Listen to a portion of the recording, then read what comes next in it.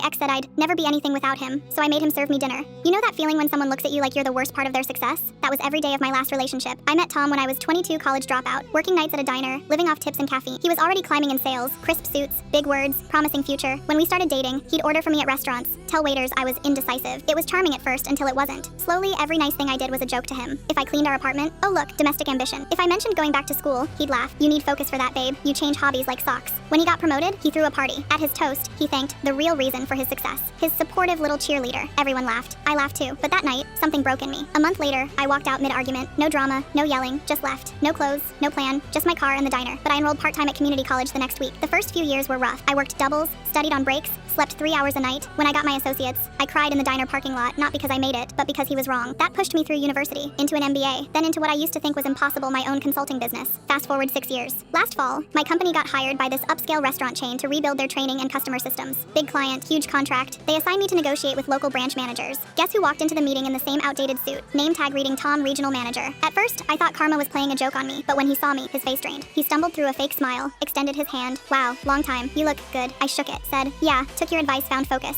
The next hour was business. My name on the screen, my company logo on every slide, his signature needed at the bottom. He asked questions, but he was quieter than I'd ever seen him. Every time our eyes met, I swear I saw the flicker of realization that everything he mocked me for became the reason I was there and he wasn't above me anymore. When lunch break came, the manager asked what I wanted. I smiled and said, I'll have whatever my old friend recommends. He knows what I like. He chose the cheapest dish. Wouldn't look at me while ordering. When the food came, I made sure to thank him first. Feels familiar, right? I said softly. He nodded, but didn't eat much. Next week, the contract finalized. He saw my signature above his on the agreement right under chief consultant. He didn't even say goodbye at the exit meeting. I didn't need him to. Sometimes people ask if I got revenge. I didn't. That day wasn't about payback. It was about peace. Because in his world, I was supposed to stay small, but small things grow. Seeds, ideas, even people given enough time and grit. Now, when I pass that diner, I used to work at the one where I poured coffee at 3 a.m., dreaming of something bigger. I catch my reflection in the window and think, you didn't become anything without him. You became everything because of you.